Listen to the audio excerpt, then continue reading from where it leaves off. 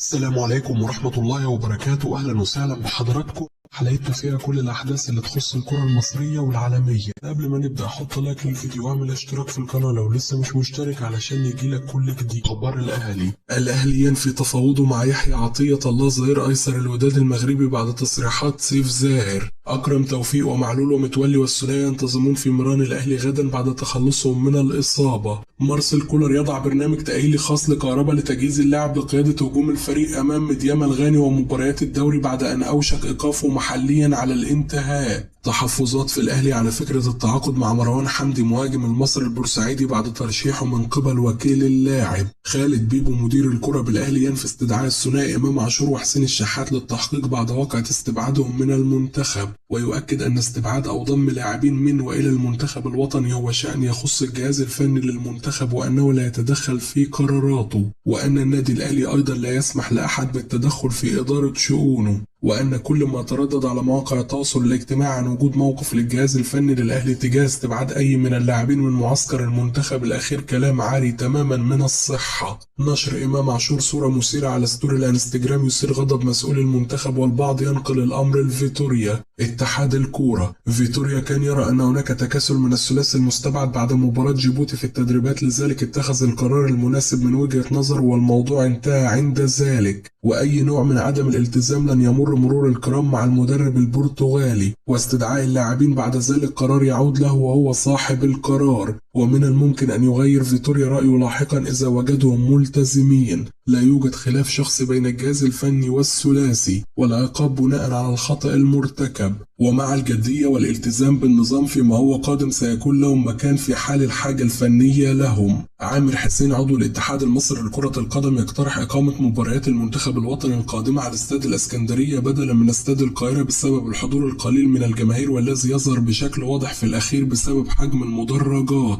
ويؤكد على ضرورة إيجاد طريقة لدخول أشخاص لتقود التشجيع. حسام حسن نجم الأهلي والزمالك السابق يؤكد أن الأحمر لا يحتاج عمر كمال عبد الواحد، وأن محمد هاني لديه إمكانيات تفوق لاعب فيوتشر ولكن ينقص الثقة فقط. حسام عاشور يصف أليو ديانج ومروان عطية بأفضل خط وسط في مصر في الوقت الحالي، ويؤكد أن الأخير هو خليفته في الملاعب. روي فيتوريا يدرس الاعتماد على محمد حمدي بمركز الظهير الأيسر أمام سيراليون، ومحمد هاني في مركز الظهير الأيمن بدلا من فتوح وعمر كمال.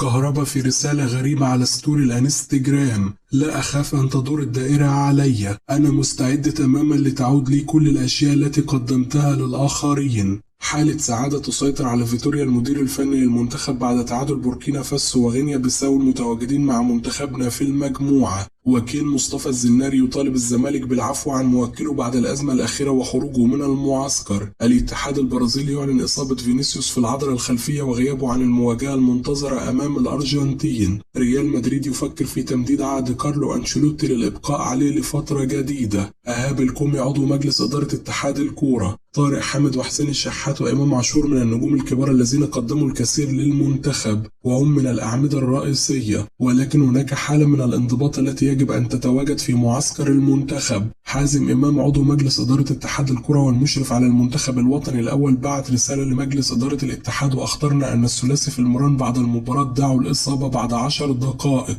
وقالوا أنهم لن يكملوا المران. وروي فيتوريا رأى أن ذلك به روح سلبية لدى اللاعبين الثلاثة وأنهم يتمردون، لذلك قام باستدعاء محمد صلاح قائد المنتخب وأخطروا بأن الثلاثي سيتم استبعادهم من المعسكر. نحن كمجلس إدارة لا نتدخل في قرارات الجهاز الفني، وروي فيتوريا هو سيد قراره ونحن نسانده في جميع القرارات. محمد بركات. غينيا بيساو وبوركينا فاسو أخطر منتخبين في مجموعة مصر بتصفيات كأس العالم، وخبرات منتخب مصر قادرة على حسم مباراة سيراليون لصالحنا من الخارج. البعض انتقد منتخب الشباب بسبب تواجد أبناء سيد عبد الحفيظ وخالد بيبو وعامر حسين، لكن الثلاث لعيبة من أفضل اللاعبين في مصر وتواجدهم في منتخب الشباب جاء لأن الثلاثة مكسرين الدنيا. يوسف سيد عبد الحفيظ راجل بيلعب باك يمين عالمي، بيهاجم ويدافع وبيعمل كل حاجة في الكورة، ما يبقاش متواجد ليه. عمرو خالد بيبو نفس الكلام، اتسبب في طرد لاعب الجزائر. وهادي عامر حسين برضو واحد من اللعيبة الأقوياء، وياما شفنا أساطير في كرة القدم ولادهم لعيبة جامدة جدا. الناس قعدت تتكلم عن مصطفى شوبير سابقا، ولما اتفرجوا عليه عرفوا ان عندنا جول للمستقبل. بلاش تحكموا على ولاد اللعيبة غير لما تشوفوهم في الملعب. أمير عبد الحميد. أدعم روي فيتوريا في قراره بضم محمد صبحي لأن مشكلته كانت مع نادي الزمالك وليس المنتخب الوطني. المنتخب عائلة واحدة، وطالما المشكلة كانت مع النادي وليس المنتخب لا يوجد أي أزمة في ضمه سواء هو أو أحمد فتوح. أتوقع فوز منتخب مصر بكل المباريات في تصفيات كأس العالم 2026، فجميع المنتخبات في المتناول. جميع لاعبي منتخب مصر خاضوا لقاء جيبوتي بمنتهى الجدية، وفيتوريا مختار لعيبة مميزة جدا في كل مركز. أعتقد استبعاد ثلاثي المنتخب من المعسكر ده ممكن يعمل لهم مشكلة في المستقبل مع فيتوريا ويؤثر على انضمامهم في معسكر كأس الأمم الإفريقية. اعتراض الثلاثي ما كانش ذكي، ما كانش فيه مشكلة في الماتش والناس فرحانة وكان لسه فيه ماتش كمان.